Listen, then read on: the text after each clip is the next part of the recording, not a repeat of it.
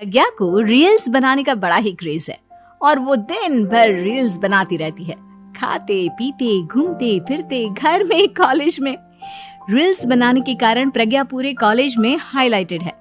जहां उसकी रील्स सभी को पसंद आते हैं, वहीं मनीषा चिंता में डूबी रहती है। एक रोज जब खाते हुए प्रज्ञा रील्स बना रही होती है, तब मनीषा कहती है, 1 मिनट भी चैन नहीं है इस लड़की को।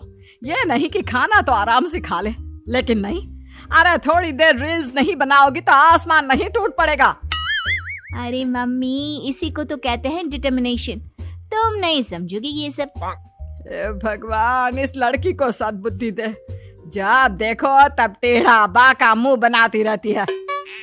मनीषा की बात का प्रज्ञा पर जरा भी असर नहीं होता और वो खाते खाते रील्स बनाती रहती है। दिन बीतने लगते हैं और देखते देखते प्रज्ञा का कॉलेज भी खत्म हो जाता है। आए दिन कोई ना कोई मनीषा को प्रज्ञा की शादी करवाने का सुझाव दे जाता है। सब ठीक ही कहते हैं, प्रज्ञा की शादी कर देनी चाहिए। अपने घर के काम काज में व्यस्त हो जाएगी तो खुद ही ये रील्स और नाच गाना बंद हो जाएगा। मनीषा और प्रेम प्रज्ञा के लिए एक अच्छा लड़का ढूंढने लगते हैं और तभी विकी का रिश्ता प्रज्ञा के लिए आता है, जिसने प्रज्ञा को उसकी रील्स देखकर पसंद कर लिया था। अगले दिन विकी अपने माता पिता के साथ प्रज्ञा के घर पहुंच जाता है और प्रज्ञा साड़ी पहने हाथों में चाय की ट्रे लिए उनके सामने आती है। जब विकी को पसंद है तो हमें भी बहू पसंद है। बहन जी, आप बारात की तैयारी कीजिए। एक बार लड़का लड़की अकेले में बात कर ले तो अच्छा रहेगा। हाँ हाँ, क्यों नहीं। मनीषा विकी को प्रज्ञा के कमरे में भेजती है, जहां प्रज्ञा पहले से ही रील्स बना रही होती है।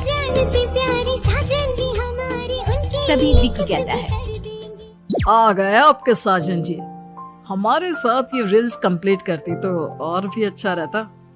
अच्छा जी, अब आ ही गए हैं तो बना ही लेती हूँ आपके साथ। दोनों मिलकर रील्स बनाते हैं। जब वी मीट और तुरंत पोस्ट भी कर देते हैं। फिर विकी कहता है, जब आप साड़ी में चाय लेकर आई तब मुझे लगा कि कहीं मैं गलत घर में तो नहीं आ गया। अब सही है। दोनों की शादी पक्की हो जाती है और शादी के दिन भी प्रज्ञा रील्स बनाने से चूकती नहीं। यहाँ तक कि बारात के समय भी नाचते हुए रील्स बनाती है। सभी लोग प्रज्ञा की तारीफ के पुल बांध देते हैं और प्रज्ञा नाचती गाती अपने ससुराल चली जाती है। सब कुछ अच्छा चल रहा होता है। प्रज्ञा यहाँ भी दिन भर हर चीज की रील्स बनाती रहती है। लेकिन कुछ दिनों के बाद जब सुनीता कहती है, बहू, ये रील्स के साथ साथ कुछ काम भी कर लिया करो। वैसे तुझे और क्या क्या बनाना आता है?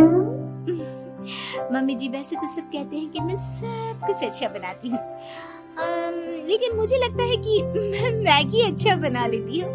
हाँ, कॉफी भी अच्छा बना लेती हूँ और मुंह तो सबसे अच्छा बना लेती हूँ।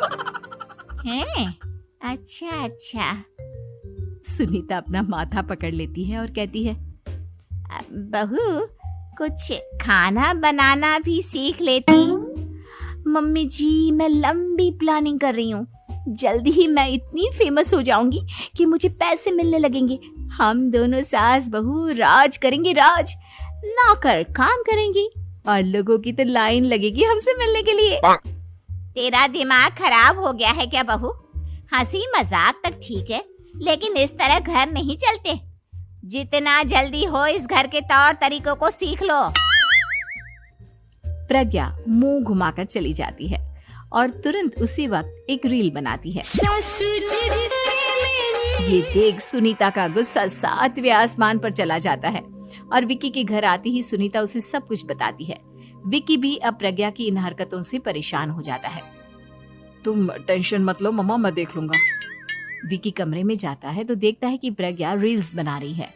विकी बड़े ही प्यार से प्रज्ञा से कहता है, प्रज्ञा, इन सब के लिए मैं तुम्हें मना नहीं कर रहा हूँ, लेकिन फिर भी हर वक्त तो ये अच्छा नहीं लगता ना।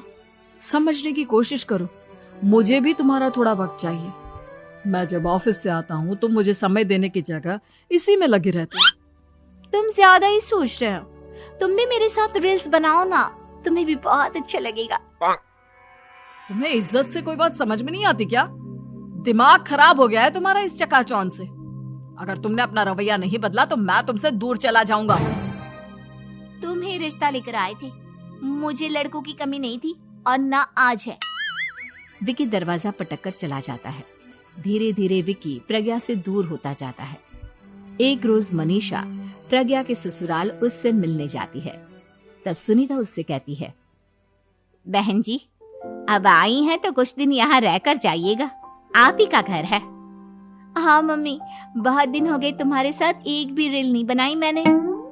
प्रज्ञा तुरंत अपने फोन में रील्स ऑन कर लेती है। ये सब मुझसे नहीं होता।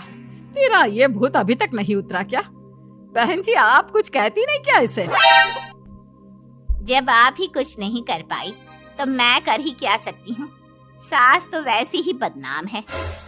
शाम को घर की लाइट चली जाती है और मनीषा प्रज्ञा से कहती है, मेरे घुटनों में बहुत दर्द हो रहा है, तू लाइट का कुछ इंतजाम करना बेटा। अच्छा कैंडल जला देती हूँ मम्मा। प्रज्ञा गाते हुए कैंडल जलाती है और खिड़की के पर्दे के पास रख देती है। मनीषा जिसे बहुत दर्द हो रहा है वो सो जाती है और प्रज्ञा हमेशा की तरह अपने रील्स में लग जाती है। उधर कैंडल की वजह से पर्दा आग पकड़ लेता है और मनीषा के कमरे में आग लग जाती है। बचाओ, कोई है, बचाओ। सभी भागते हैं और विकी कमरे की आग बुझाने में लग जाता है, लेकिन तब तक मनीषा आधी जल चुकी थी। मनीषा की हालत देख प्रज्ञा रोने लगती है। विकी मनीषा को तुरंत हॉस्पिटल ले जाता है और उसे एडमिट कराता है। विकी प्रज्ञा से कहता है, देख लिया ना, तुम्हारे इस नाच गाने की वजह से आज तुम्हारी माँ की जान जाते जाते रह गई। अब पता नहीं तुम और क्या चाहती हो। उधर डॉक्टर कहते हैं, इनकी हालत बहुत नाजुक है, आधे से ज्यादा जल चुकी है। प्रज्ञा रोती हुई मंदिर में जाती है और भगवान के आगे जाकर कहती है, भगवान मेरी माँ को ठीक कर दो, मैं कसम खाती हूँ हाथ से ये रील्स बनाना छोड़ दूंगी, बस मुझे मेरी माँ वापस मिल जाए। 2 दिन बीत जाते हैं और मनीषा खतरे से बाहर आ जाती है। पेशेंट अब ठीक है, आप लोग उनसे मिल सकते हो। सब कोई मनीषा से मिलता है और प्रज्ञा सबके सामने अपना फोन तोड़ देती है।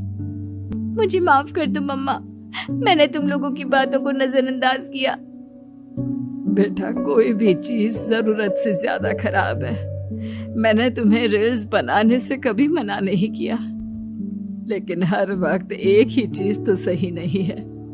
मैं समझ गई हूँ मम्मा, आई एम सॉरी। प्रज्ञा उस दिन से रील्स बनाना छोड़ देती है और पूरी तरह से अपने घर में लग जाती है।